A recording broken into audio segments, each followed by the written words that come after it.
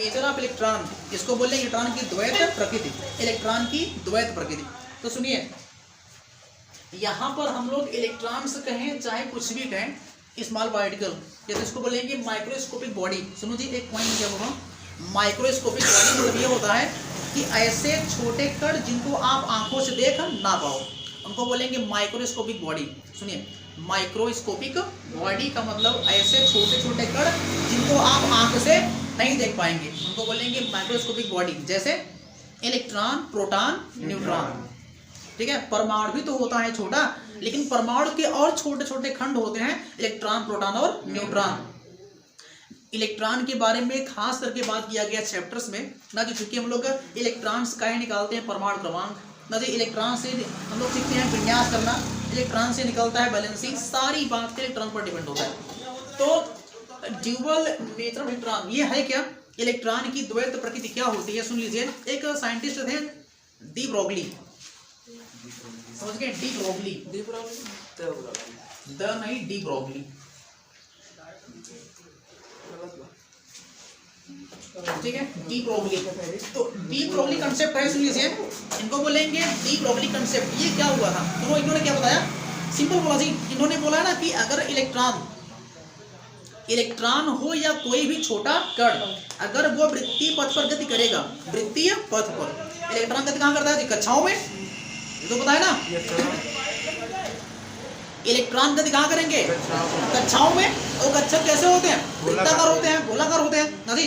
तो इलेक्ट्रॉन कक्षाओं में ऐसे ऐसे गति करेगा, समझे आप, वृत्तीय गति करेगा।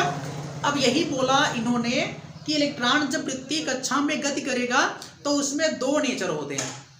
इतना ये नाभिक है और इलेक्ट्रॉन यहाँ पर ऐसे गति करते हैं, ये पहला कोष है, ये दूसरा कोष है, अभी तीसरा कोष आएगा, फिर क्या आएगा जी, चौथा कोष आएगा। हम लोग इसको K, L, M, N, O, P, Q, R ऐसे बोलेंगे। ये सब क्या जी, कक्षक है, बात सही है। इलेक्ट्रॉन यहाँ पर गति करेंगे, वृत्तीय कक्षा में गति करेंगे, लेकिन नेचर दो होता है इनका, नेचर दो होता है। मैं क्या बोल रहा हूँ कि इनके पास दो नेचर होते हैं। में वृत्तीय पथ पर गति करेगा तो उसको बोलेंगे कि उसमें कण का नेचर है, उसमें क्या है, कण का नेचर। अगर ऐसे गति किया उसको क्या बोलेंगे, उसमें पार्टिकल का नेचर है, उसमें क्या है जी, पार्टिकल्स का नेचर, उसको बोलेंगे पार्टिकल्स नेचर।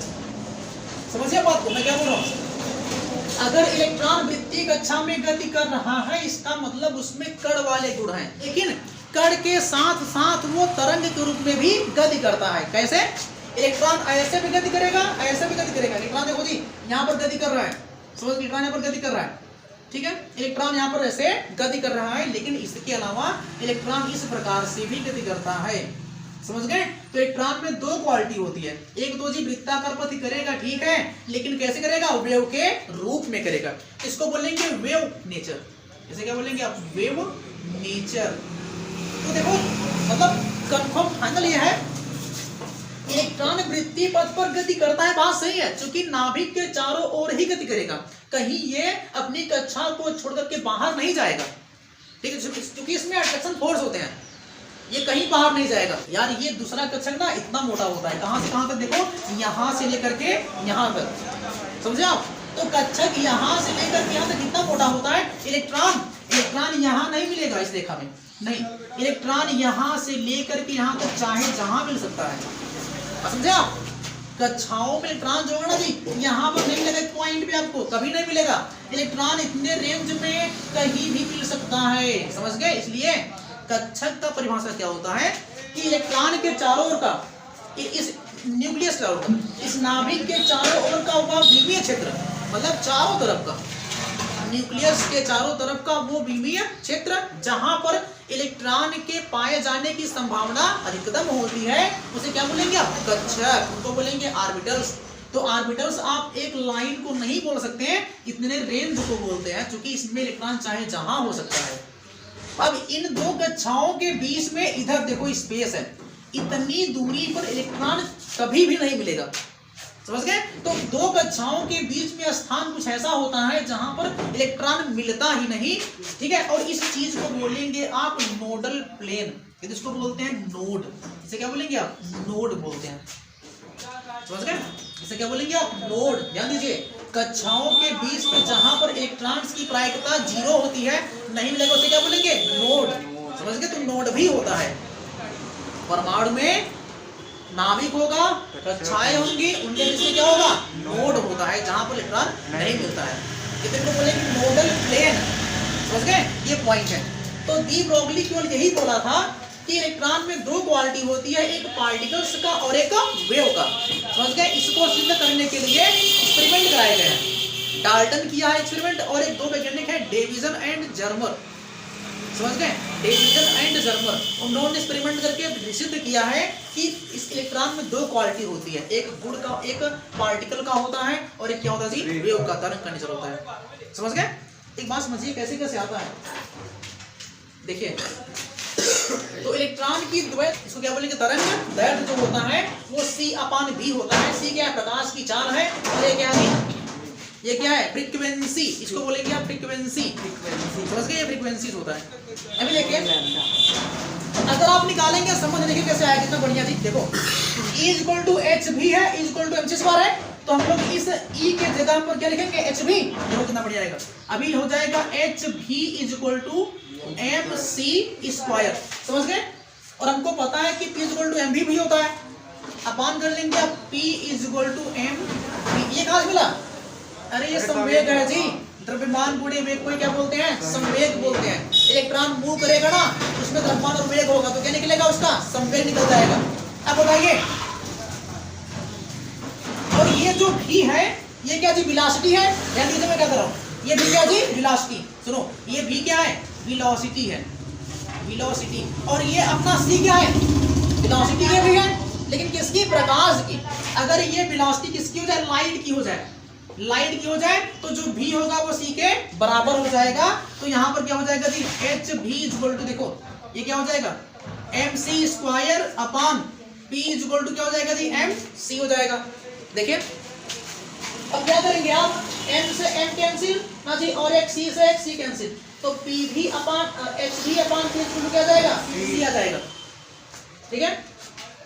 इसको उड़ा दें यहाँ से, देखिए कैसे क्या हो रहा है, इसका यूज अभी हम लोग बाद में करेंगे, ध्यान दीजिए। अभी यहाँ पर आ जाएगा अपना hv/p = c, ठीक है। और हमको ये बताइए,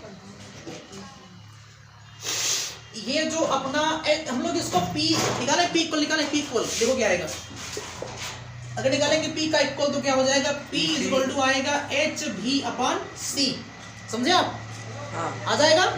हमने इसको बस ऊपर नीचे किया, कुछ किया नहीं है, ये आ जाएगा p का मान। आगे देखिए समझिए आप, अभी क्या होगा, लैम्डा = होता है c/v। अब बताओ हमको, यहाँ पर लैम्डा = c/v है, यहाँ पर v/c है, क्या करेंगे आप इसको, तो ये हो जाएगा p = h/लैम्डा, नीचे आएगा ना जी, क्योंकि वो क्या है, v/c होता है।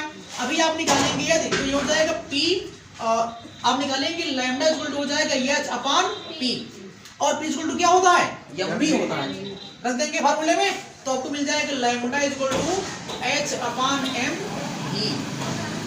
देखो mv। और ये क्या है जी, ये डेरिवेशन है डी ब्रोगली का, समझ गए, इसको बोलते हैं इक्वेशन डी ब्रोगली का, ये है फाइनल इक्वेशन। सवाल यहाँ से मिलेंगे आपको, ठीक है जी, जो भी सवाल आएगा यहाँ से आएगा। प्लांक नियतांक सबको पता होता है, ठीक है। इसका मान जी, h का जो मान होता है 6.63 × 10⁻³ जूल सेकेंड होता है, समझ गए। m का मान आपको देगा, v का मान देगा, लैम्डा निकालने को बोलेगा, तुरंत निकालेंगे आप, ठीक है। तो कितने फार्मूले हैं, एक यहाँ पर प्लांक इक्वेशन से है, एक आइंस्टीन का इक्वेशन है, p = mv, लैम्डा = c/v होता है, जहां पर ये प्रकाश की चाल है, हाँ उसको 3 मान लेते हैं, c/v, जहां पर c क्या है जी, प्रकाश की चाल है, और ये क्या है, फ्रीक्वेंसी, आवृत्ति बोलते हैं इसको हिंदी में, फ्रीक्वेंसी, ठीक है। तो यहाँ से निकालेंगे लैम्डा का मान आपको आ जाएगा। तो फाइनल ये है आपका, इसको बोलेंगे आप डी ब्रोगली कंसेप्ट या इक्वेशन, ठीक है। तो इतना ही नहीं, अभी आप इतना करने के बाद एक और कहानी है काइनेटिक एनर्जी की, बड़े बड़ा विषय है वो, सवाल वहां से भी आ जाएंगे, इसको नोट करना किसी को।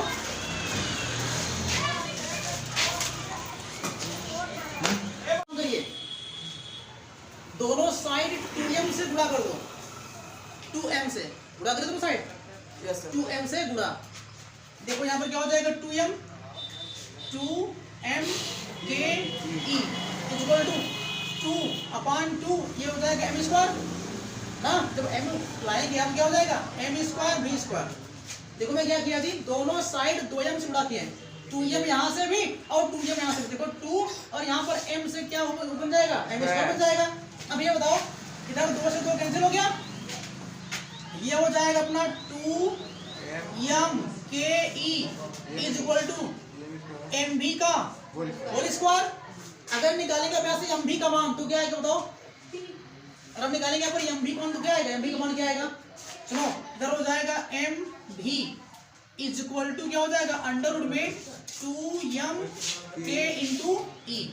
समझे आप, mv का मान निकालोगे तो अपान में ये अंडर रूट जाएगा ना, बताइए। अरे स्क्वायर है ये स्क्वायर है जी, इसको हटाएंगे तो किधर क्या आएगा, रूट आएगा।